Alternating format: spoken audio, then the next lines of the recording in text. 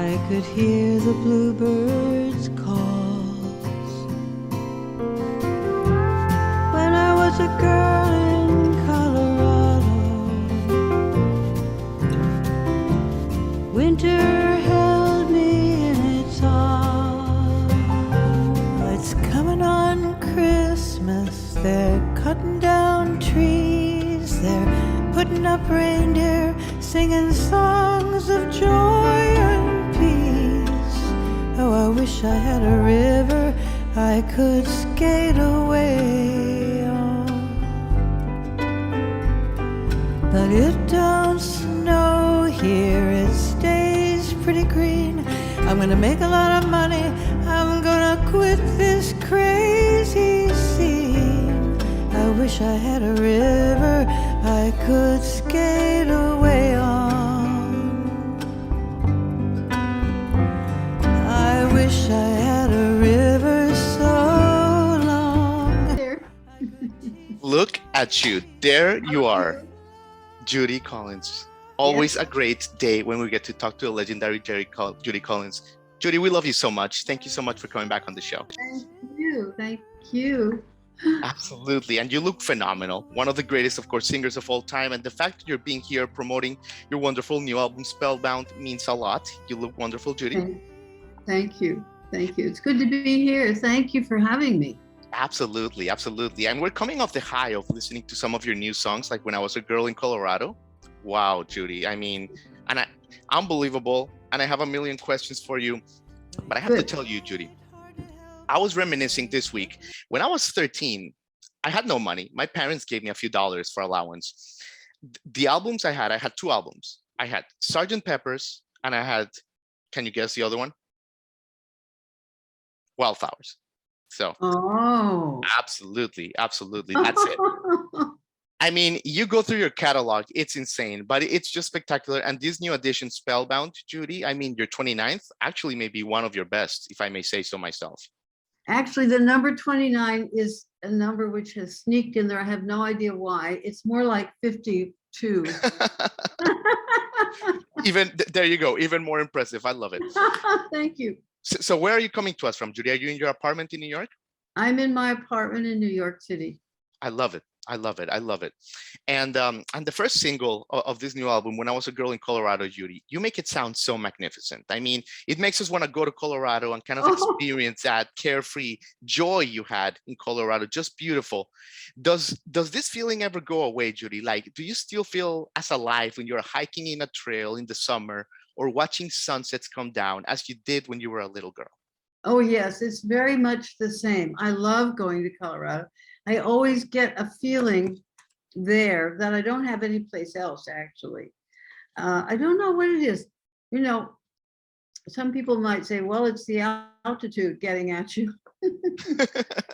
but I think it's emotional and with the memories of all the things that happened there in my life. And it's a very special place. People they fall in love with Colorado and they want to go back again and again. Yeah, absolutely. And by the way, Judy, this new album is the first album, and correct me if I'm wrong, in your storied career that you write all your own songs. And right. that is correct. Okay. And you've talked about how your songwriting started. You've talked about it before. It's an epic story. So I'm sorry if I'm barging on it again, but the story says that in 1966, Leonard Cohen made a special trip to your apartment to play his song Suzanne. And while there, he asked you, why weren't you writing your own songs? Is that what happened?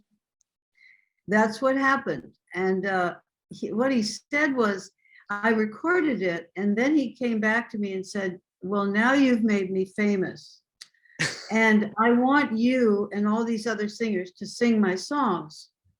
And I said, well, of course we will. They're wonderful songs. But then he said, I don't understand why you're not writing your own songs. So I ran home to my piano. And I sat down and started noodling around, and I came up with a song called Since You've Asked, which was my first song that I ever wrote. And, you know, before that, I think I was the only person in the folk scene, maybe even Jean Ritchie was writing her own songs, but I wasn't. So it was a remarkable thing to happen. And then I kept writing. And actually, on Wildflowers, the album that you had, I had my first song, Since You've Asked, I had Albatross. Yeah. And I had a song called Sky Fell. Albatross is still a song that I go back to. And of course, I sing Since You've Asked. So, and from then on, I've always written songs, sometimes a few, sometimes a lot. There was an album called Voices that had a lot of my songs on it, but it never got produced as a real album. And it was on some funky company that didn't do anything with it. So it really doesn't count. Right. It doesn't count. So Yeah. it's been amazing to be able to get this out, I must say. I love it. I love it, Judy. I feel like in many ways, you know, like your creativity almost has never been higher. I feel like you could like write a symphony today if you wanted to. Like, am I right or am I wrong? The creativity and the activity in the last 10 years has been quite remarkable. It's been involved with doing an album of duets, which I never did before. Yeah. Doing a big Sondheim album with orchestrated all the songs that I love. Doing a duets album with Ari Hess that we wrote together. Yeah, nominated. And an album called Winter Stories with a group called the Chatham County Line, which got me a #1 Billboard slot for a while. Look at you. Look at you. So really, and then writing this whole album and getting it out. I mean, it really has been. There's some research right now about the aging female brain, and it may be not just women, it may also be men. I'm not sure whether I've got that story straight, but it does say something about the ability to connect things in a way that you didn't have before. It's some sort of transformation of the brain. Wow. And it's working. It's working. Listen, I believe it. I love it. I mean, absolutely. And another epic song here in this wonderful album, Judy, is Thomas Merton. I mean, I just love the way you tell these stories. I mean, you have this American author, monk, also a potent force in the anti-war movement. He's attending this conference in Thailand. And after giving a talk, he accidentally, officially electrocuted himself, and they found him dead in his room. But you raised the question, is this what really happened? I mean, I love how you get listeners to just think about stuff like that, Judy. Well, I was curious, I loved his book, The 7-Story Mountain. And so, during the pandemic, I was reading Thomas Merton every day. I was reading his book of meditations. And so one day I thought, I wonder what other people are thinking about Merton. I mean, if he died in 1968 and his books, he wrote 70 books and 7-Story Mountain sold 1 million copies right away.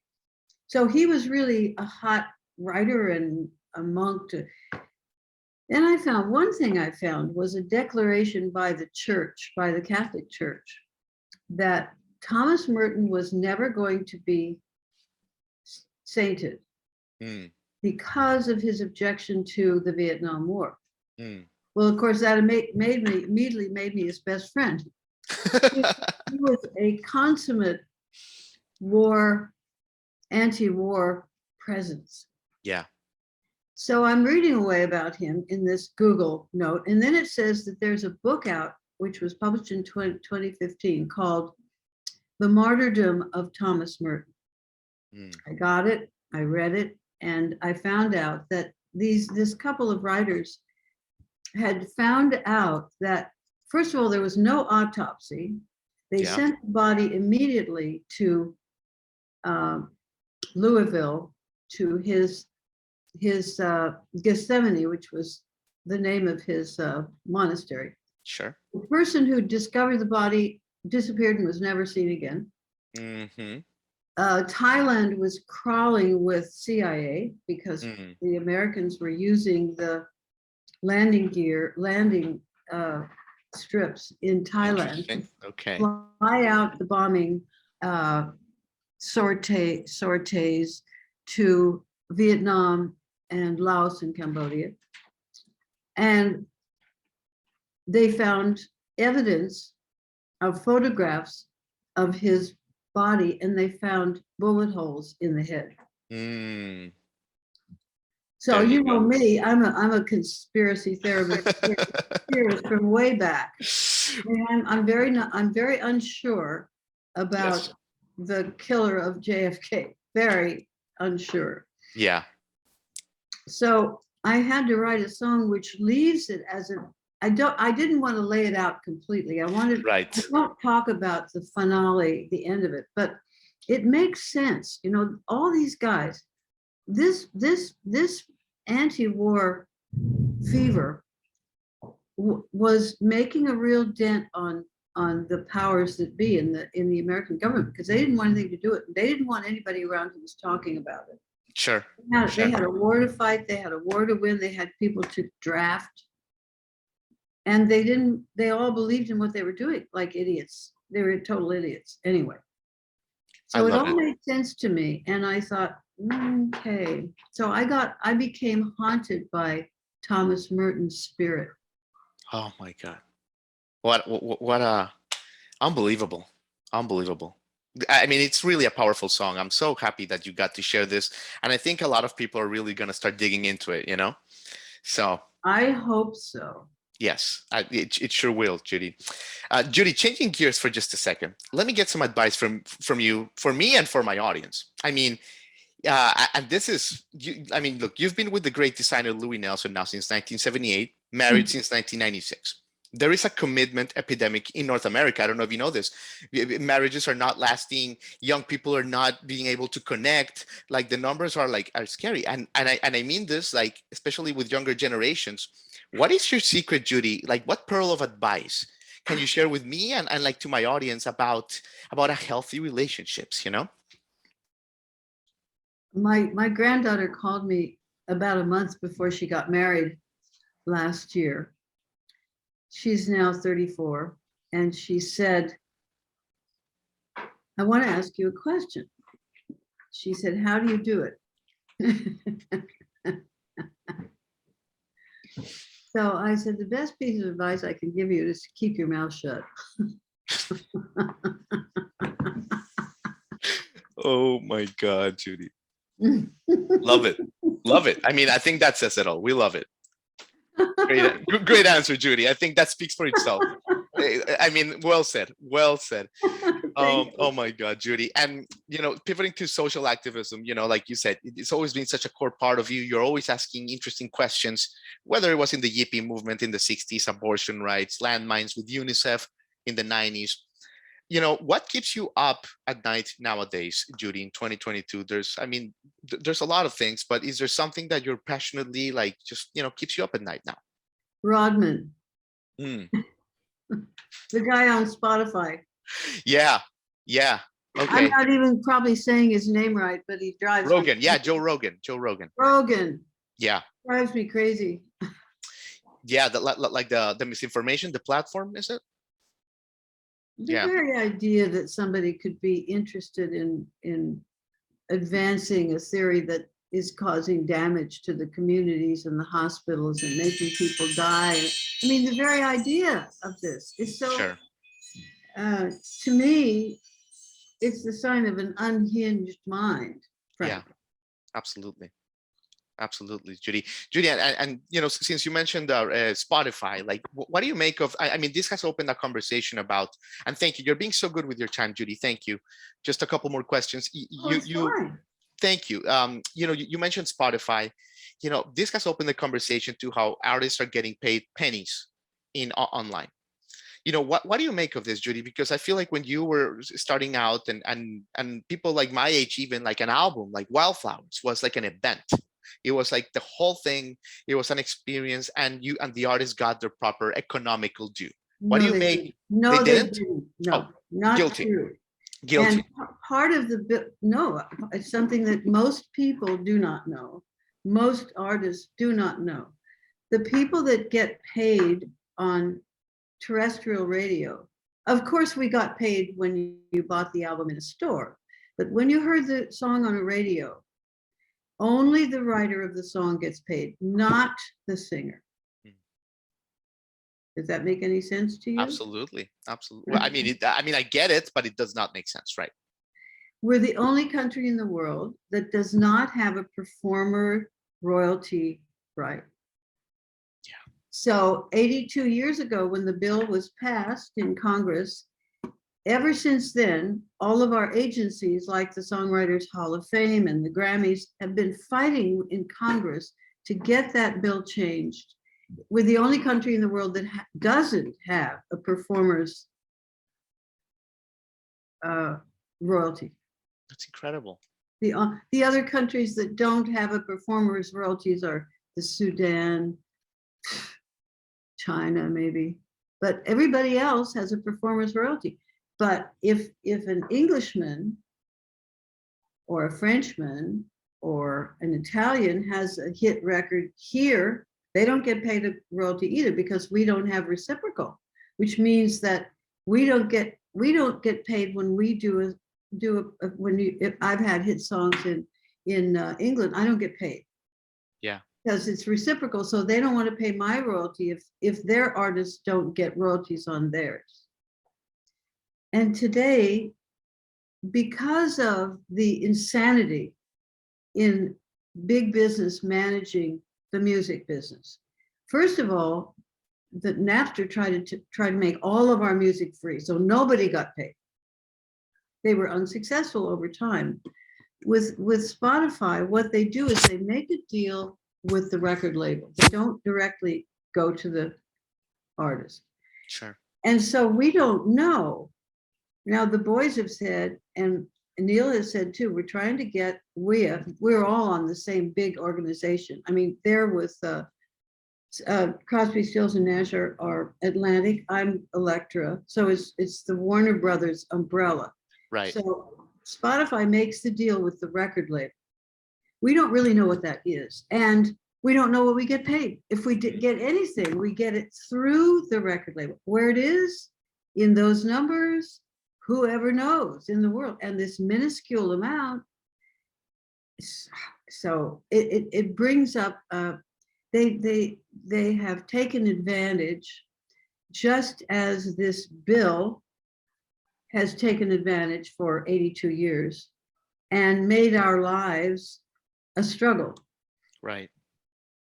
The lives of the performers. Now, all the writers and all the people who publish the songs, they get the royalty. We don't. And I went to Washington to protest this a few years ago, and I was there with Sam Moore, who's had many hits, Sam and Dave. Absolutely. And his wife said to me, the last time we were here doing this, we got death threats. The radio lobby for terrestrial radio, ABC, CBS, NBC. Wow. The old stations before the internet got hold of radio stations. She said, we got death threats. And this is a huge lobby, a very powerful lobby, the radio lobby. So Sure. But now in the Congress, there's a bill now that has been proposed by a congressman named Connors, I think his name is, and it's being heard now in all kinds of formats. They're getting opinions, it's getting talked about. There was a piece on C-SPAN about it. It's an effort now to change that law and to give performers the 2 pennies, which is what it is. Yeah. There are basically 4 pennies to deal with in the distribution and the playing of a song by a radio station. And 2 of them have gone through eternity for us to the record label. Mm. And the other 2 pennies go back to the radio station. They don't go to the performer. You know, Wow. even Frank Sinatra's daughter. Yeah. I can't remember her name. Nancy Sinatra is the first person who wrote about this in the New York Times a few years ago. And I said, hooray for you. Finally, somebody is bringing this to light. And I'll tell my friends who are performers. I called Bette Midler a couple of years ago and I said, are you aware that when you sing a song written by somebody else, you're not getting paid on the radio play? And she said, oh, that's impossible. That's outrageous. Yes, it is outrageous. It's outrageous. That's the word. It's outrageous. It's why I will be on the road for the rest of my life. Yeah. Yeah, Judy. Oh I my don't God. object to that. I mean, I love my work. Mhm. Don't get me wrong. Yeah. But it is the kind of thing that lends a kind of terrible permission to a company like Spotify, that they think that they can get away with this. Now, Absolutely. Neil has brought it up as a political objection. Sure. And who knows, Atlantic may have a different deal for him with Spotify. He may be, in fact, paid more than we know. Who knows? I don't know. Yeah. Mostly the record labels know, but we don't. Because Absolutely. we're not in the midst of that conversation. They No. don't make a deal with us. Wow. That's incredible, especially because, I mean, music is just more important now than ever. I mean, so it's outrageous. It's Yeah, and outrageous. I understand that one of the reasons that a lot of people write all of their own music all the time is because they know that Barbra Streisand used to reach out and get a piece of the writer's royalty. And we Yeah. used to thought she was cheating. Turns out she was just smart. Yeah. Unbelievable. Judy, you have said it all. You have a busy afternoon, but oh my God, Judy, look, it's just another opportunity to tell you how much you have meant to music, you've meant to me, to everybody. Always an honor, Judy. Spellbound. What an album, Judy. Congratulations. Thank you. And we hope to see you back in Nashville, hopefully Oh playing the yeah, Ryan. I'll be here. I'm coming to Nashville to sing with the orchestra. Oh, that's wonderful. I Okay. think in March.